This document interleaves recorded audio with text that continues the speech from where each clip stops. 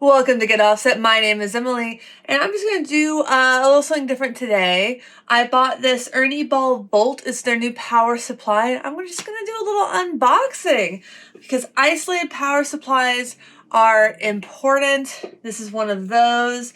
So let's just look at the box. It's actually quite a big square, so we know there's some fun stuff in there. Isolated high current DC power.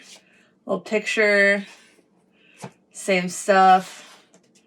A little bit more information. It says what it includes. It's supposed to include some power cables, 4 isolated 300 mA regulated low noise 9-volt DC outputs.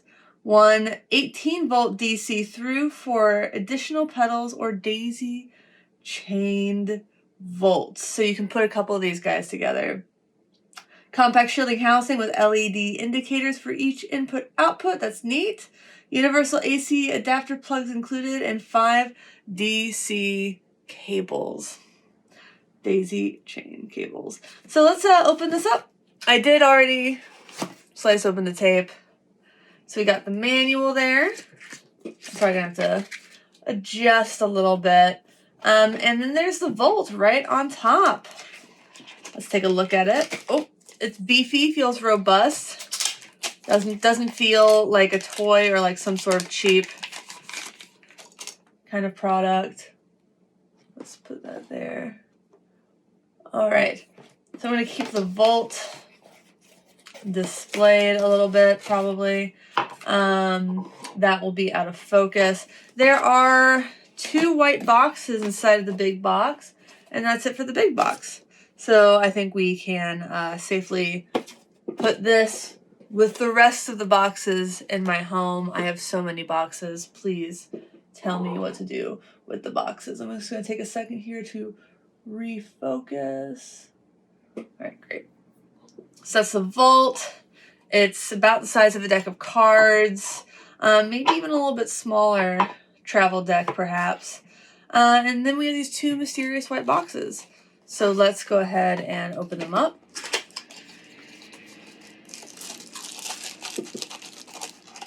All right, ooh, lots of things. All wrapped in plastic. So right here, the bat, I definitely have, that looks European to me. Plug. Another adapter.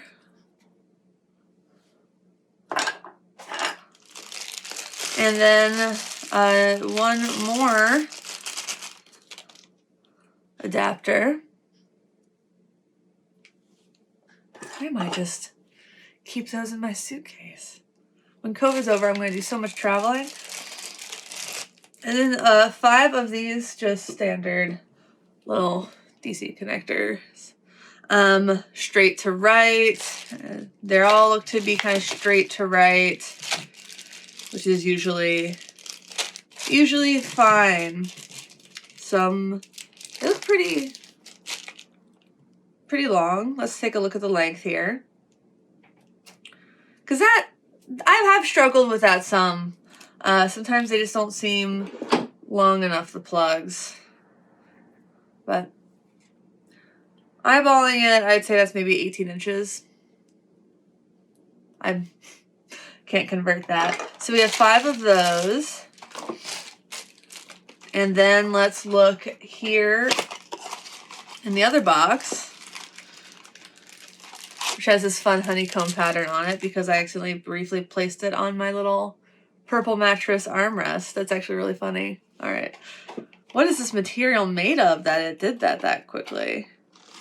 That's wild. Okay. You care a lot. And then we have the power supply.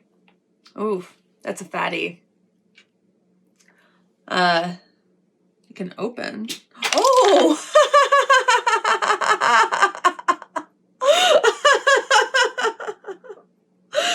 Oh my god!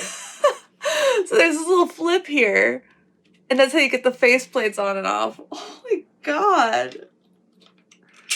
power supply things, I mean. Holy crap, that scared me. Wow. Alright, now I gotta figure out how to put it back on. Oh my god. I feel like a fool. So it looks like you have to kind of put the top in like that and then snap that back in. So under this camera, you pull back, it flies out. It really quite flies. That was a little frightening. And then you pull this back down. There's a little lip there and a little part there. So you want to make sure that you put, if you look inside, you can kind of, it's going to be hard with the lighting, but if you look inside, you can really see where it's supposed to go. It's obvious enough when you look at it like a puzzle piece. So you pull down there, make sure you get that angle in there, and just snap it into place. Wow. That was unexpected.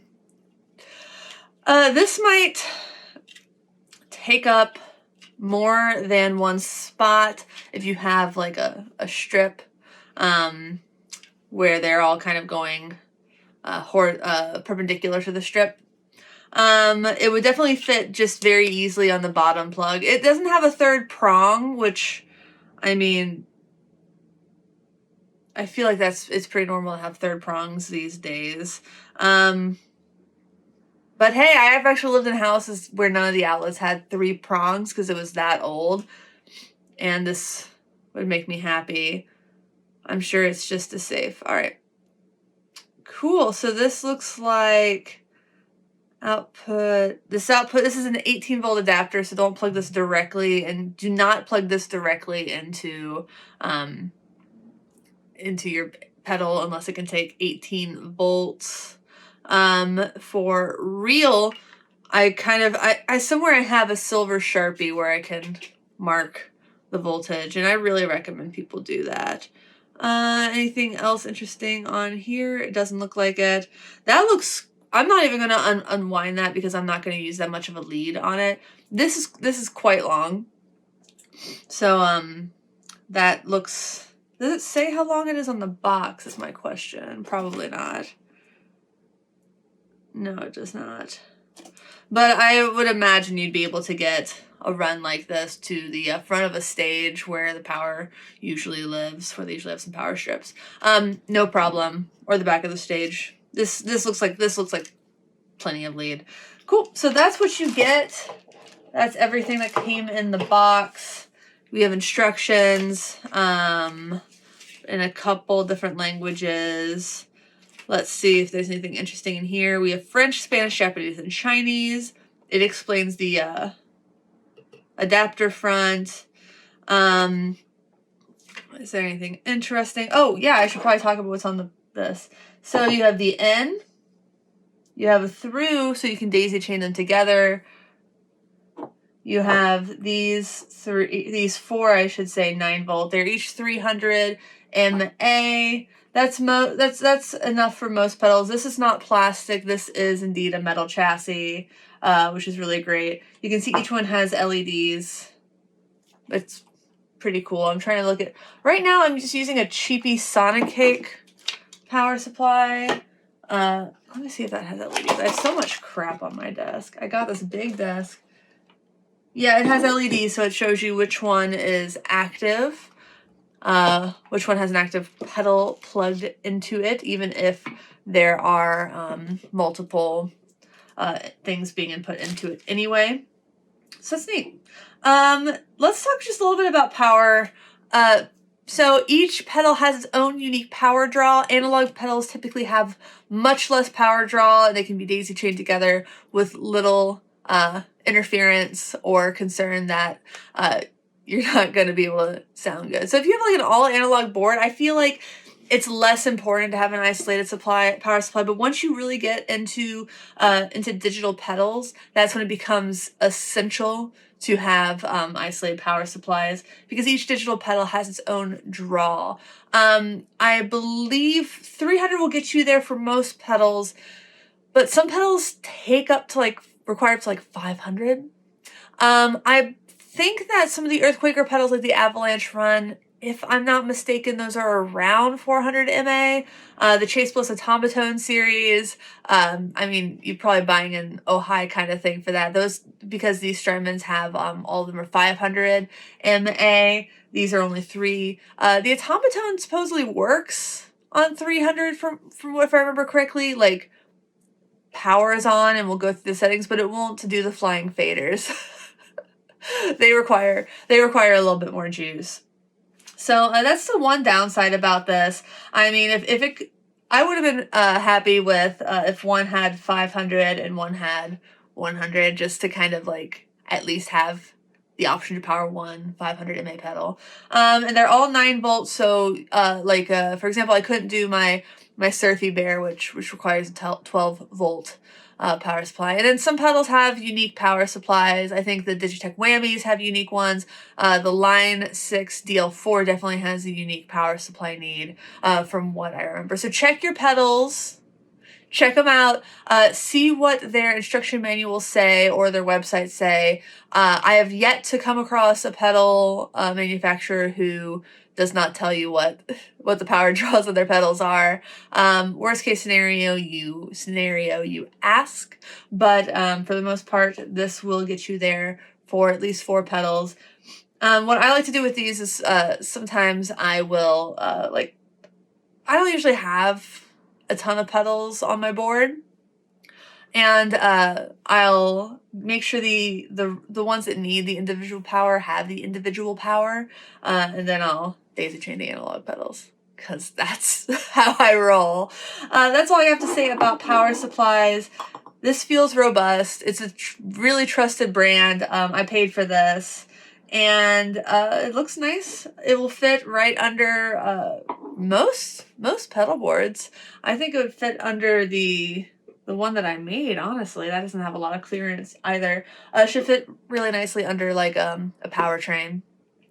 And I think they're, oh, I didn't look up the price. I forgot the price. I think they're like $120 or something. They're not that expensive. They're more expensive than a daisy chain kind of situation, but not as expensive as a Strymon Ojai. Yeah, but that's all I have today. Not going to play any pedals with this. Had to keep this video short because there's construction on my street, and I think they're on lunch break or like a dinner break. So thanks for watching. Thanks for understanding. Until next time, well, first, please like, comment, subscribe below. Until next time, my name is Emily. Goodbye.